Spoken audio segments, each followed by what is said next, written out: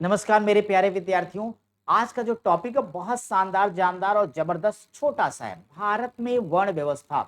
जैसे मैंने कहा भारत में वर्ण व्यवस्था, तो तुरंत आप कहते हैं ना, कभी कभी मेरे दिल में आता है ख्याल, तो तुरंत आप कहेंगे यस सर, हमें याद आ गया कि इसका मतलब भारत में वर्ण व्यवस्था की शुरुआत की जानकारी हमें ऋग्वेद के 10वें मंडल, तो ऋग्वेद के 10वें मंडल के पुरुष सूक्त से प्राप्त होती है। तो ऋग्वेद के 10वें मंडल के पुरुष सूक्त से हमें इसकी जानकारी प्राप्त होती है, जहां पे हम देखते हैं कि एक विराट पुरुष यानी ब्रह्मा, एक विराट पुरुष यानी ब्रह्मा के ब्रह्मा के मुख से ब्राह्मण ब्रह्मा के मुख से ब्राह्मण ब्रह्मा के मुख से ब्राह्मण। और आप बताइए, जब मैं बात करूंगा भुजा से क्षत्रिय, तो भुजा भुजा लिख देता हूं, भुजा से क्षत्रिय, जांग से वैश्य, जांग से वैश्य, और पैर से शूद्र की उत्पत्ति बताई गई। बोले यस या नो? तो वैश्य शूद्र की, पैर से शूद्र की उत्पत्ति बताई गई। इस प्रकार हमारी जो व्यवस्था, उसका एक सामान्य नियम बना कि भाई हमारे समाज में पहले नंबर पर ब्राह्मण, फिर हो गया क्षत्रिय, ब्राह्मण, क्षत्रिय, वैश्य और शूद्र। यह एक हमारी वर्ण व्यवस्था की सामान्य परिपाटी है, जो कि सर्वाधिक मान्य है और वैदिक काल से लेकर वर्तमान समय तक की व्यवस्था चल रही है। लेकिन बीच बीच में कभी कभी हमें इसमें उल्लंघन, परिवर्तन या बदलाव, वो बदलाव क्या है, ये आपकी परीक्षा के लिए बहुत जरूरी है, खासतौर पे वही बताना था। उस बदलाव की बात करता हूं माय डियर। तो सबसे पहले अगर आप गौर करें, तो जो हमारे धार्मिक आंदोलन में आपका जैन और बौद्ध काल है, जैन धर्म का काल, तो जैन और बौद्ध काल या बुद्ध काल में लिख दूं, तो जैन और बुद्ध काल में चूंकि इन दोनों के प्रवर्तक क्षत्रिय रहे, तो यहाँ पे वर्ण व्यवस्था में हमें परिवर्तन मिलता है। वो क्या है?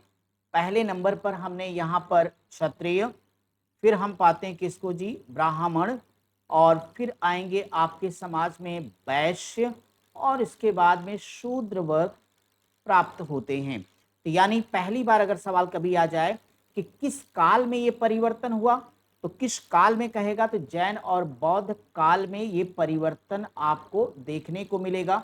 लेकिन अगर किस ग्रंथ में परिवर्तन आ जाए कि किस ग्रंथ में ये परिवर्तन है माय डियर, तो किस ग्रंथ में, तो सुनिए फिर। आप सब लोग जानते कि आपका एक है शतपथ ब्राह्मण। क्या है? शतपथ ब्राह्मण। इस शतपथ ब्राह्मण में दो प्रसंग आते हैं। एक प्रसंग तो यहां पर यह है कि भाई पहले नंबर पर इन्होंने कहा क्षत्रिय होगा, दूसरे नंबर पर एक जगह इन्होंने वैश्य बताया, जो कि एकदम अलग पॉइंट है, वैश्य। तीसरे नंबर पर ब्राह्मण होगा। ये एकमात्र उल्लेख इस प्रकार का है जहां पूरी समाज में ब्राह्मण को सिर्फ एक बार बताया गया, और चौथे नंबर पर शूद्र। लेकिन इसी शतपथ ब्राह्मण में एक जगह उल्लेख किया गया कि भाई पहले नंबर पर क्षत्रिय है, और दूसरे नंबर पर ये ब्राह्मण को बताते हैं, जैसा कि जैन और बौद्ध काल में है ब्राह्मण, फिर वैश्य और शूद्र के बारे में बताया गया। और ये जो बात शतपथ ब्राह्मण में ये लिखी है, यही विवरण हमें पंचविश पंचविश ब्राह्मण में भी देखने को मिलता है। तो क्या बात आप समझ गए? तो ये आप लोग याद रखिएगा कि जैन, बुद्ध काल, शतपथ ब्राह्मण, पंचविश ब्राह्मण में क्षत्रिय, ब्राह्मण, वैश्य और शूद्र बताया गया है। परंतु शतपथ ब्राह्मण में ही एक उल्लेख ऐसा भी है जहां पे क्षत्रिय, वैश्य, ब्राह्मण और शूद्र का जिक्र हुआ है। आइए जरा वर्तमान से इसको जोड़ते हुए आपको इस वर्ण व्यवस्था के बारे में अब हम आपको बता दें, और आज ही आपको इसमें वर्ण और जाति का मतलब भी हम क्लियर कर देंगे। आप देखिए, पहला वर्ग हमारा ब्राह्मण वर्ग है। तो हमारा ब्राह्मण वर्ग का मतलब पुजारी, विद्वान और शिक्षक है। अगर हम इसमें कुछ प्रमुख व्यक्तियों का नाम लें, तो भारत के हमारे पहले प्रधानमंत्री पंडित जवाहरलाल नेहरू ब्राह्मण वर्ग से, हमारे क्रिकेट के महानतम खिलाड़ी राहुल द्रविड़ भी ब्राह्मण वर्ग से आते हैं। ये बात हम एक उदाहरण के लिए आपको बता रहे हैं मेरे भाई।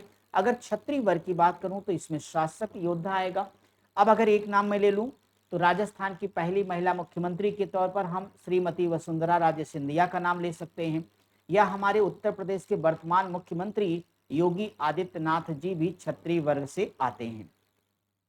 वैश्य वर्ग में कौन कौन आता है भाई? तो व्यापारी, कृषक और भूस्वामी हैं। बड़ा नाम लेना चाहें, गौतम अडानी जी, मुकेश अंबानी जी, लक्ष्मी निवास मित्तल का नाम सुना हो, और सबसे बड़ा नाम तो आपको याद होगा हमारे राष्ट्रपिता महात्मा गांधी। ये सभी लोगों का नाम जो हमने लिया वैश्य वर्ग है। तो याद रखिए, ब्राह्मण, क्षत्रिय और वैश्य, इन तीनों को हम आर्य के नाम से जानते हैं। इनको तीनों को आर्य कहा जाता है।